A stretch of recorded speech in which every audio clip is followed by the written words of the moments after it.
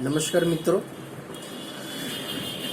मैं एडवोकेट धनु कुमार कश्यप। लगभग आप लोग मुझे जानते हैं, ज़्यादातर लोग।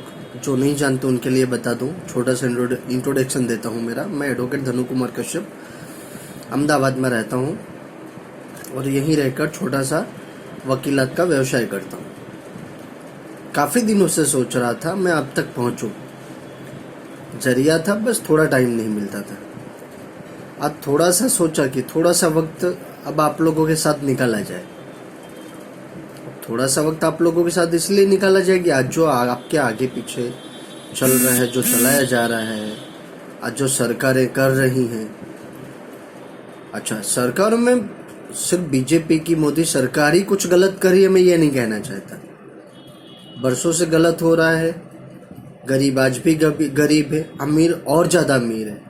लॉकडाउन हुआ, हमारे और आपके पास किसी टाइप का कोई धंधा व रोजगार नहीं है, लेकिन आए दिन न्यूज़पेपर आप पढ़िए, देखिए तो उसमें आता है अंबानी की संपत्ति इतनी बढ़ी, अदानी की संपत्ति इतनी बढ़ी, फलाने बिजनेसमैन का इतना ज़्यादा का टर्नओवर हो गया। तो मैं कभी कभी सोचता हूँ कि ये सब कैसे पॉसिबल है, ये सारी चीज़ें कैसे हो रही है। सोचने लायक विषय भी। आप भी सोचिए कि इस तरह किस तरह हो रहा है कि मेरे आपके पास 2 वक्त की रोटी नहीं है और इन लोगों की संपत्ति भारत की जहाँ जीडीपी माइनस में है। आप समझिए, 40 साल के इतिहास में पहली बार ऐसा हुआ होगा कि भारत की जीडीपी माइनस आई हो। लेकिन हमारे जो उद्योगपति पता नहीं क्या लेके पैदा हुए, उनके बिजनेस में किसी टाइप का कोई भी रुकावट या घाटा नहीं है। दिन प्रतिदिनों तरक्की पे तरक्की करे। अच्छा, ये कैसे करते हैं? मैंने सोचने के बाद, बहुत कुछ पढ़ने के बाद ये बात मुझे समझ में आई। ये लोग इन्वेस्टमेंट करते हैं, हम आप नहीं कर सकते क्योंकि हम आपके पास 2 वक्त की रोटी तक का ही पैसा नहीं है। इन्वेस्टमेंट अब कैसे इन्वेस्टमेंट करते हैं? ये लोग पॉलिटिकल पार्टियों में इन्वेस्टमेंट करते हैं। ये लोग अपनी सरकार चुनते हैं। जैसे उदाहरण लेते हैं, कांग्रेस की सरकार थी पहले, कुछ उद्योगपतियों का साथ देती थी, पर उन उद्योगपतियों की इतनी ज़्यादा ताकत नहीं थी कि हर चीज़ प्राइवेट कर ले, हर चीज़ खाने की तरह कर ले। कांग्रेस सरकार ने भारत के लिए कुछ ना कुछ किया है। कुछ नहीं किया मैं ऐसा नहीं कहूँगा, कुछ नहीं किया होता तो आज और हम और आप लाइव इस तरह बात नहीं कर पाते। कहीं ना कहीं ये टेक्नोलॉजी की देन स्वर्गीय प्रधानमंत्री राजीव गांधी जी की है, उनका बहुत बड़ा योगदान है। तो मैं ये नहीं कहता सभी ने काम किया है, मैं मोदी सरकार भी नहीं कहता कि उन्होंने काम नहीं किया, लेकिन उन्होंने काम कम, पार्टी ज़्यादा बनाई है, पार्टी को ज़्यादा मजबूत किया है। भारत की नहीं, पूरे वर्ल्ड की सबसे बड़ी और सबसे मजबूत फाइनेंशियल कोई पार्टी है तो भारतीय जनता पार्टी है। कैसे हुआ ये नामुमकिन? ये तो सत्ता पे आए थे तो कह के आए थे, सत्ता पे आए थे तो कह के आए थे, ना खाऊंगा ना खाने दूंगा, ना गरीबी हटाऊं। सत्ता मिलते ही इनके नारे बदल गए। गरीबी हटी या नहीं हटी मुझे पता नहीं, लेकिन गरीबों को हटाया जा रहा है। आप छोटा मोटा धंधा करते थे, इनकी जो संस्थाएं हैं, शहरों की बात करें तो अहमदाबाद म्यूनसिपल कॉरपोरेशन, हमारे अहमदाबाद की बात करें, बाकी के शहरों की बात करें, बड़ी सिटियों की बात करें, मेट्रो सिटी की, तो ज़्यादातर नगर निगम, ज़्यादातर छोटे मोटे रोजगार धंधा जो बहुत निम्न वर्ग से आते हैं, अपना रोजी रोटी। अच्छा, इन लोगों से हम सब जुड़े हैं, ऐसा नहीं अकेले हैं। इनका योगदान सबसे बड़ा हमारे और आपके लिए है।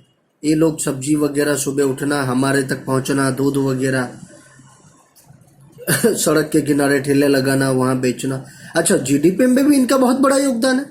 जैसे भारतीय किसान का है, भारतीय किसान, देखिए पैसा मुकेश अंबानी हो, अनिल अंबानी जी हो, गौतम अदानी जी हो या कोई और उद्योगपति हो, रतन टाटा जी हो, खाने के लिए इन्हें रोटी चाहिए। रोटी गेहूं से ही बनेगी, यानी किसानों से ही हमें खाना मिलेगा, कोई नोट नहीं खा सकता। लेकिन आज हम किसान को ख़त्म कर देंगे, मजदूरों को ख़त्म करेंगे, बेरोजगारी बढ़ाएंगे, सारी चीज़ें ख़त्म करेंगे तो बचेगा क्या? ये सारी चीज़ें कहाँ से आएंगी? आज मेरा और आपके बच्चे महंगी महंगी यूनिवर्सिटी, महंगी महंगी स्कूल, महंगी महंगी कॉलेजों में पढ़ रहे हैं। एक बच्चे का एजुकेशन का अगर हम कैलकुलेट करें तो हमारी कमाई, हमारी जो आवक है, में भी उसका 30 to 40% एक्सपेंसेस है एजुकेशन में। आज छोटी छोटी इंग्लिश मीडियम की स्कूल है, सालाना 20,000, 25,000, 50,000, 60,000, 1 लाख, 2 लाख, 3 लाख फीस है सालाना। क्यों हो? क्या ऐसा वो पढ़ा रहे हैं? बट ठीक है, स्टैंडर्ड मेंटेन करना है हम आपको। सरकारी स्कूल है, सरकारों को बहाना है कि भाई बंद करो। बंद इसलिए करो क्योंकि उनके पास संख्या बल नहीं है। संख्या बल कैसे होगा जब आपने व्यवस्था इतनी थर्ड क्लास रखी है?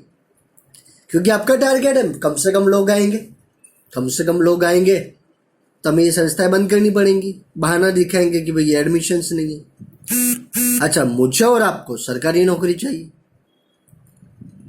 ज़्यादातर इसीलिए हम अपने बच्चों को पढ़ा रहे हैं कि चलो उसका भविष्य अच्छा होगा।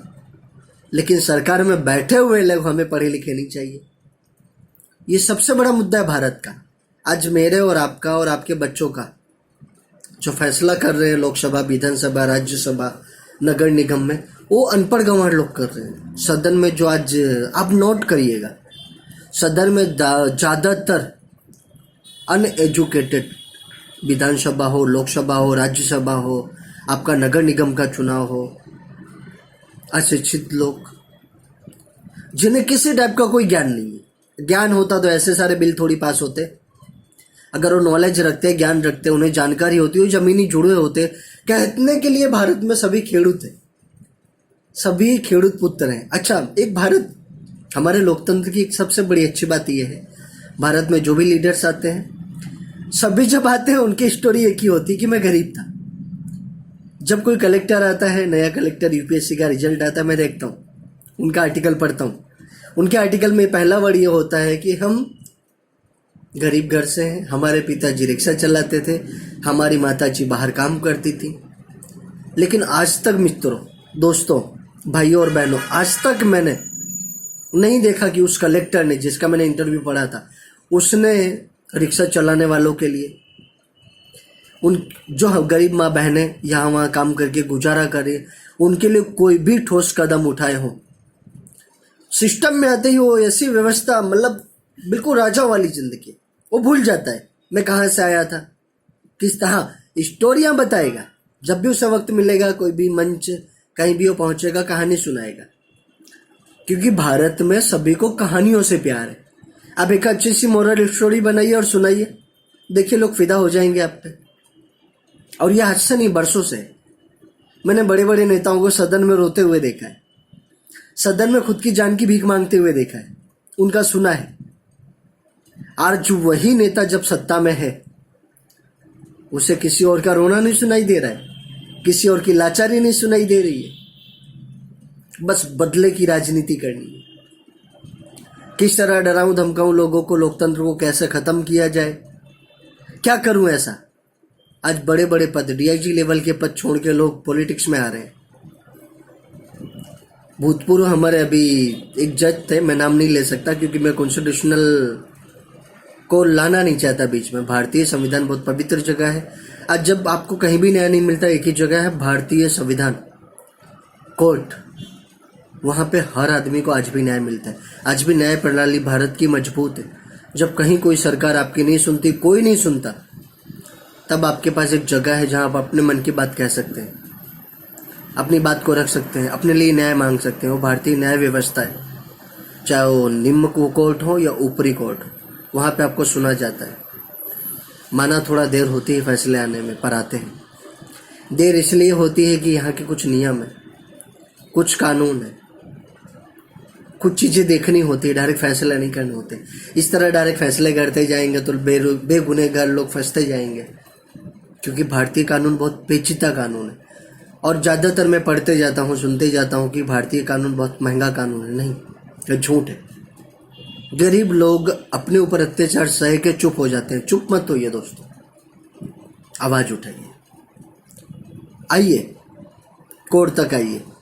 बहुत मेरे जैसे वकील है जो आपकी मदद के लिए 24 घंटे खड़े, चाहे निर्भया कांड हो या दूसरे बहुत सारे कांड। आप लोगों को ज़्यादातर पता नहीं होगा, मैं आप लोगों के साथ आज साझा करता हूँ, मौका मिला है तो। आप लाइट का बिल आप देखिएगा, आज से 2 साल पहले का, 2 साल पहले का जो लाइट का बिल था, उसमें आपको मीटर भाड़ा देना पड़ता था। शायद किसी को नहीं पता है, क्योंकि बात छोटी थी, मीडिया ने भी बताया नहीं होगा या रह गया होगा, बात बहुत छोटी थी। आपको रेगुलर मीटर भाड़ा देना पड़ता है, जबकि नियम ये कहता है मीटर भाड़ा आप भाड़े पे नहीं लिया है आपने, आप उसके मालिक है, क्योंकि आप उसका डिपॉजिट और मीटर कनेक्शन का चार्ज देते हैं। अच्छा, ये चीज़ बरसों से चली आ रही थी, मीटर बिजली कंपनियां कलेक्शन कर रही थी।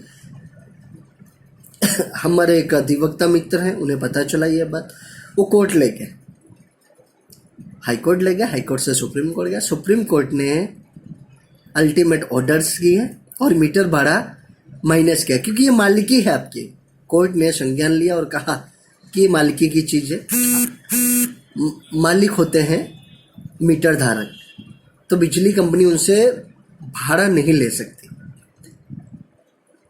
और उसके बाद ऑर्डर बिजली कंपनियों में गया और बिजली कंपनियों ने मीटर भाड़ा निकाल दिया। कभी 60 रुपए थे किसी के 20 रुपए, किसी के 200 रुपए। काफ़ी भारत में ऐसे लोग हैं जिनका एवरेज सालाना बिल 700, 800, 1000। अगर उनका मीटर भाड़ा 60 रुपये था तो मित्रों 2 महीने का उनका बिजली का बिल माफ हुआ।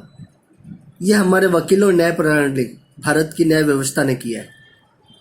अच्छा, ऐसे बहुत सारे मुद्दे मैं आपके साथ साझा करता रहूँगा। आप लोगों का समर्थन और प्यार मिलता रहेगा।